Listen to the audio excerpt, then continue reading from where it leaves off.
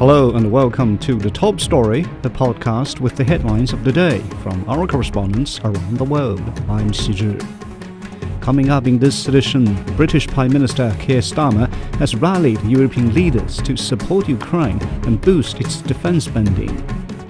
Israel has halted the flow of aid into the Gaza Strip as a standoff over the next steps of a truce with Hamas escalates.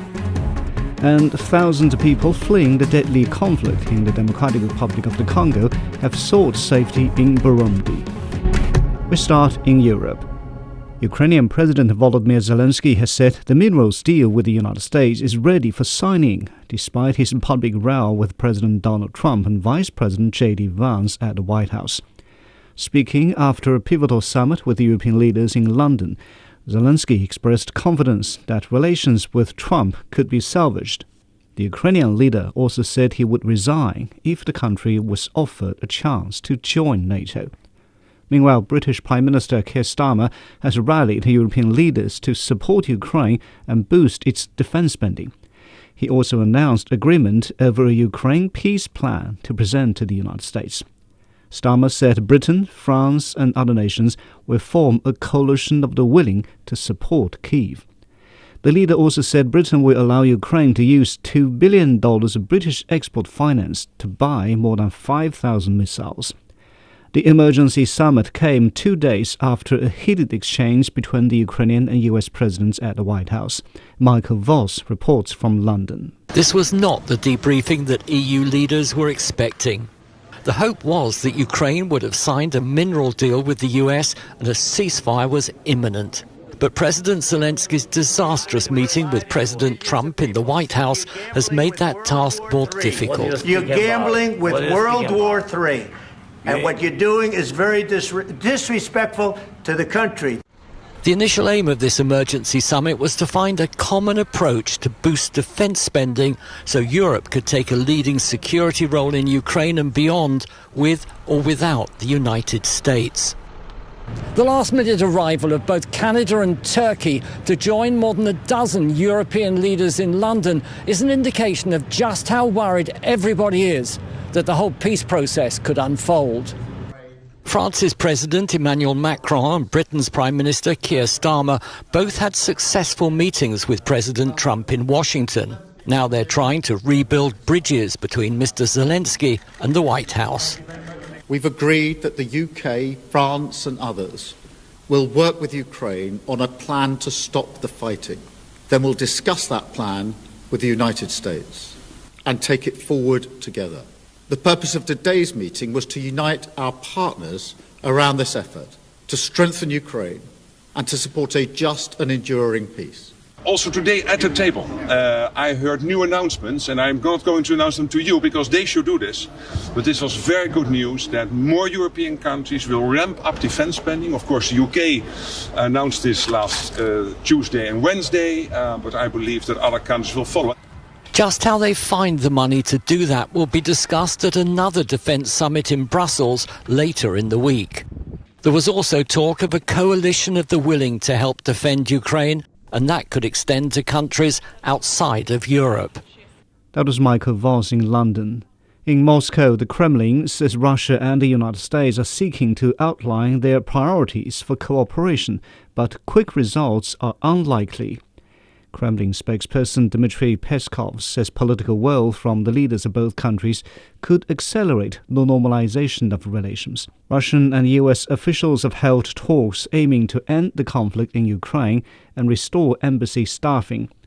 Meantime, Russian Foreign Minister Sergei Lavrov has said the appearance of European peacekeepers in Ukraine would mean the cause of the crisis is unresolved. He also praised the current US administration for returning to common sense and taking a different approach to addressing the crisis. More details from Dasha Chinisheva in Moscow.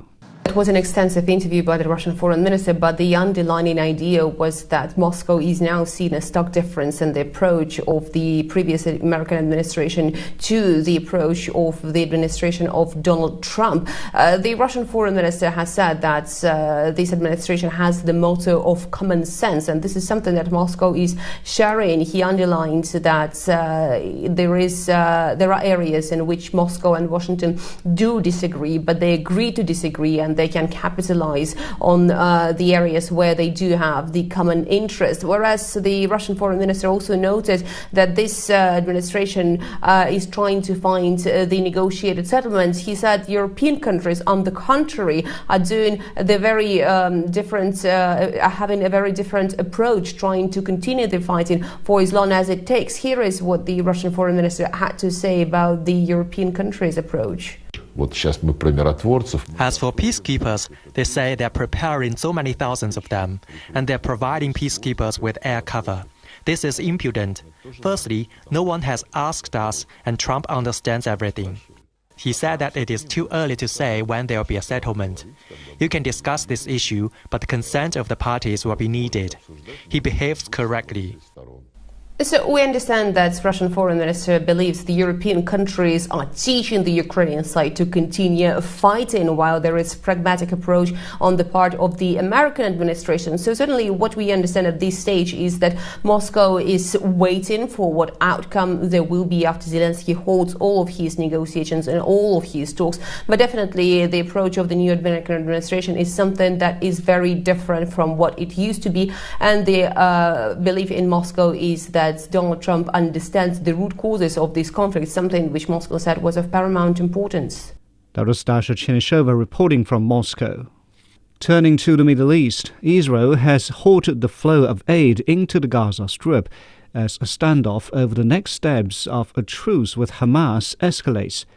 Washington has voiced support for the move. Hamas has rejected any extension to the first phase of the 6-week truce, which ended Sunday. It's pushing for the second phase of truce negotiations, which hopes to bring a more permanent end to the Gaza conflict. Hamas is urging mediators Egypt and Qatar to intervene.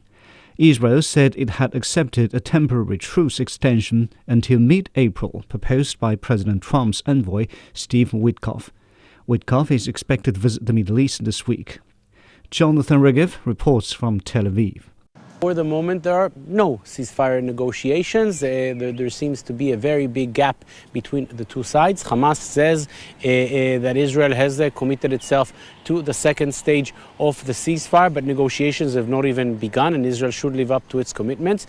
Israel says that never in the beginning of the ceasefire agreement, it has been said that there will be a direct move from phase 1 to phase 2, and now there's a new American proposal. For the moment, there's nothing that seems to be in the air to sort of narrow this gap. There's a very big anticipation for a visit by the U.S. envoy Witkoff later on this week, perhaps trying to find some kind of a way to bring the two sides together. Israel is trying to put a lot of pressure on Hamas by means of perhaps blocking the humanitarian aid from coming in. How efficient will this be? It is not exactly clear. Israeli sources are saying that Hamas has enough food stored and fuel stored to last for 4 or even 5 months, even if nothing comes into Gaza right now. And therefore, how effective is this move by Israel? It is not exactly clear. And not only that, last week a documentary, an interview was aired by one of the hostages in Gaza, and he basically told the story of how every move by Israeli politicians has its ramifications on the hostages. If there's a blockade on Gaza, that means that the hostages will not get food, will not get water, and there's a lot of pressure on the government on this issue here in Israel as well.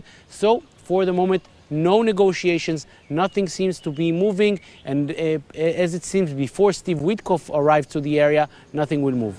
That was Jonathan Regev in Israel.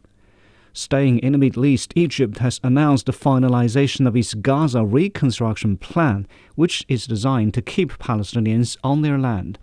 Foreign Minister Badr Abdelati says Egypt will unveil the plan at Tuesday's Emergency Arab Summit in Cairo. He says Egypt seeks international backing and funding, citing Europe's crucial role in rebuilding Gaza. In the enclave, Gazans received news of Israel's blockade of aid trucks with dismay. Rami Al-Magari reports from Gaza. The mood in Gaza is a mood of disappointment, actually.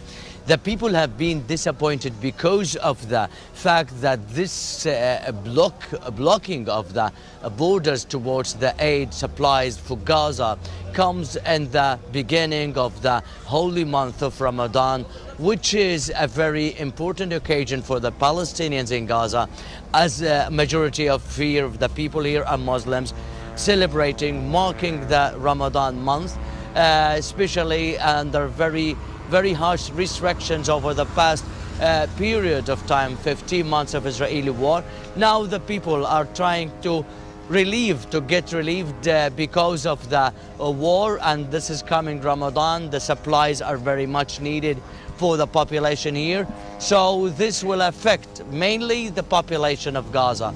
The blocking of the closure of the borders and blocking of the aid will particularly and mainly impact the people of Gaza who were going to bear the brunt. Today, actually, there was a notable high of the prices. The prices of many goods got higher because of the fact that the closure has been imposed on the borders.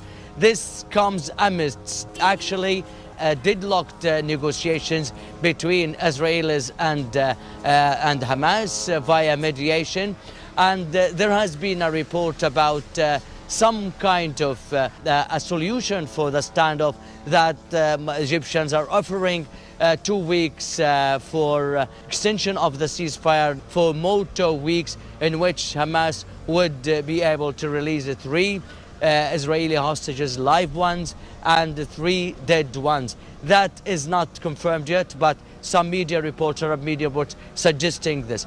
That was Rami Al-Magari reporting.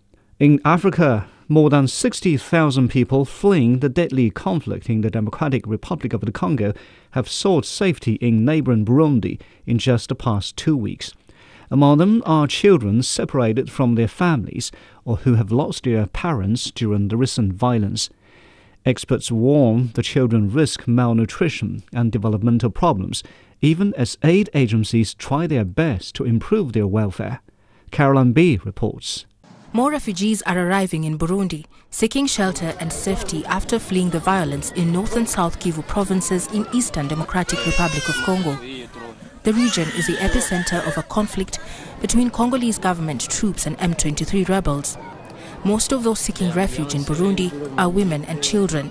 Some of the children arrive at the refugee camps alone, having lost parents and relatives. Estendole is one of them. We came from Goma to Luvungi. Then we fled again from Luvungi to Burundi. Esther has witnessed extreme violence and was thrown into a situation no child should ever have to face after witnessing the death of her parents. An adult refugee who witnessed what happened took her under her care and brought her to the stadium that's been turned into a refugee camp in Cibitoke province. I am from Goma. I fled the war to Uvira. Once we got to Uvira, we fled again to Burundi. I came here with Esther, whom I picked up when her parents died in Goma. Her mother and father were killed by stray bullets. When I saw her parents fall in front of me, I picked her up and we left. In this camp, we need help. We have no food, no tent to spend the night in, or even soap to wash the dishes. For the girls, we know we have to give her clothes and take her to school. This camp is now home to many other children whose lives have been shattered by the conflict, and the difficult conditions of the camp are a harsh reality they have to deal with. The Burundian Association for Monitoring Children in Difficulty, an aid agency at the camp, is supporting these children, keeping them from harm's way. According to the organization, children caught up in conflicts are at risk of acute malnutrition and developmental problems. They face a life of psychological trauma, and without an education, their future could be challenging. It's difficult for them to go to school. Here in Burundi, there are programs for Congolese, but most of those schools are in Bujumbura. There are no schools here, which means total neglect. 2 parents told me it's difficult for the children to study in a war situation. The UN Refugee Agency says that as of last Thursday, the camp was hosting more than 44,000 refugees, including at least 800 children. That is Caroline B. reporting.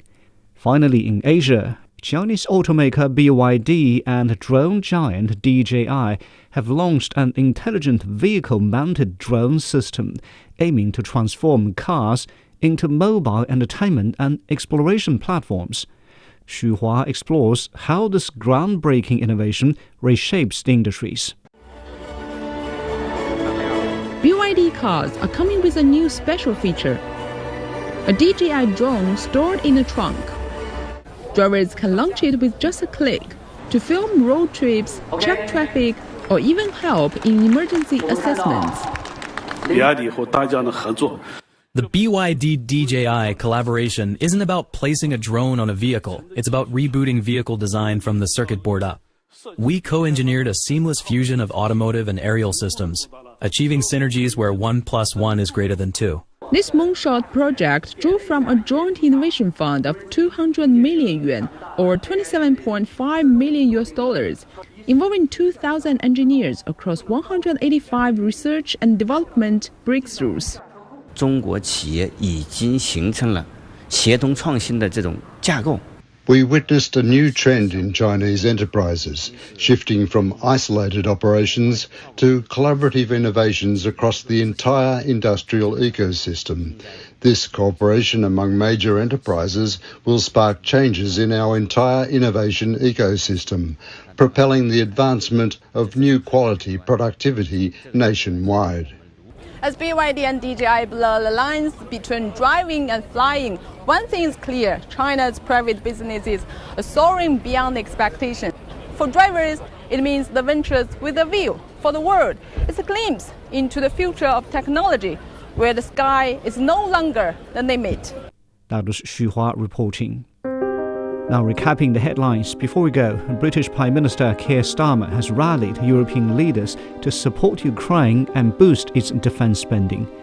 Israel has halted the flow of aid into the Gaza Strip as a standoff over the next steps of a truce with Hamas escalates. And thousands of people fleeing the deadly conflict in the Democratic Republic of the Congo have sought safety in neighboring Burundi. And that's it for this edition of The Top Story, the podcast that brings you world headlines every weekday. For more news in politics and business, sports and culture, you can subscribe to the Beijing Hour, a 1-hour podcast news magazine program. We would welcome and appreciate all ratings and reviews. I'm Qi Zhi. Thanks for listening.